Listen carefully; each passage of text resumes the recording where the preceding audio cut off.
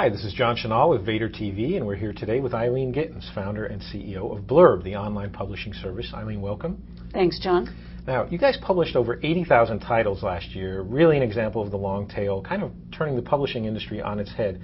Tell us a little bit about the business model, how it works, and what kind of books is it that you guys are publishing? Oh, there's about 8 questions in there, and they're all good ones. So the business model, first of all, when you make a book using Blurb, you can use our free software at blurb.com. It works on a Mac or PC, and it's designed for the rest of us who may not be book designers. Right. So it ensures that your stuff is always going to look great. Okay. The second piece of that is we're leveraging print-on-demand technology, which is, think of a digital printer that you may have in your office or at home, and think of a ginormous one of those, right? So what that means is now we can make a book of one affordably. Now, when you can make a book of one, the question became, can you make one book and make money on every book you make? And that was the business model question for us before we started. Right. And fortuitously, the answer to that is yes.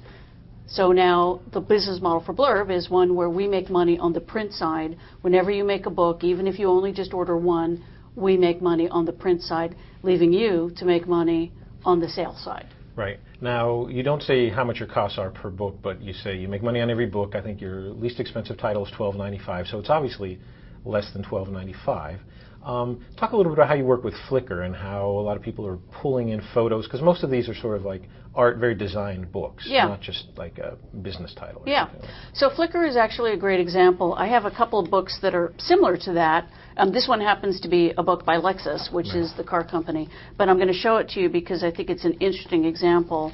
If you can see here the images on the page, imagine this was a Flickr book, which we did with them last summer, where they invited people, Flickr users from all over the world, to contribute a photo on a given day.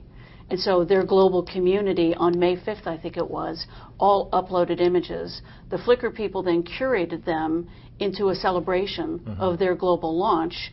And the cool thing about that is then if you were in the book, of course you need to buy a copy of the book. In fact, you may need to buy 2 because you need to give one to your mother, right? So that's kind of how that works.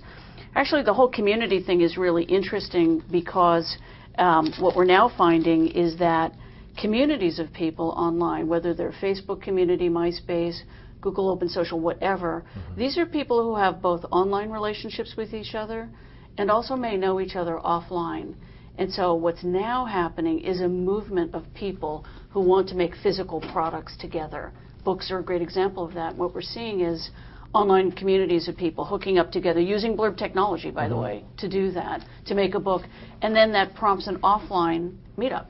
Right. It sounds like you're really building a tremendous community. I think you said 250,000 members of the community? Yeah. I mean, it's huge. And it is global. It's increasingly global. Right, and you have a global presence also. Now, in terms of the average print run is not that much, so it's really an example of the long tail. Now, you've got, I think, around 40 employees. You've been around since 2006. Where you at? Are you, clearly in the revenue model side, making money on every book. Where are you at in the trajectory of the company in terms of profitability or? Well, all things going well, we may be profitable late this summer, right? So one of the lessons learned for me, I've been a CEO of a couple of other companies in my past, so this is my three-peat. But this is a personal passion for me because I'm a photographer. I used to work for Kodak. And you started the company, I believe, because you tried to publish a book and saw how hard that was. Oh, it's brutal. I mean, it was unbelievably difficult, painful, expensive, just awful experience. And classic entrepreneur, I thought, well, why did, the classic question, which is hubris-driven, which is, why should it be so hard, right? A year later, I found out why it was so hard. It was very complicated to do. But indeed, yes, you can make just one book using Blurb. We make money on every book that is made using Blurb. And in fact, we're now starting to see a very interesting trend, which is business people are flocking to Blurb as well. So it's not just you and me making a book, but this one happens to be a portfolio from a professional photographer in LA. So it's sort of like their online but published portfolio. Exactly. Okay. We've seen them that are kind of like high-end brochureware as well. We're seeing all kinds of fundraiser books. We did a book recently with the Jimmy Carter Foundation Global Health Initiative, and I think they ordered 3,000 copies. So we can be economic into the many thousands of units as well. I think one of the things that's radically different, though, now from the way it used to be with book publishing. Is it used to be, I think of traditional publishing as VC for authors. Mm-hmm. These guys had to take all the risk, right? They have to figure you have a big enough market that you can efficiently reach, and they have to believe that the economics are there, where they can make money on that title. And you guys are sort of turning it on. Yeah. Well, what if you can make money if you only sell one?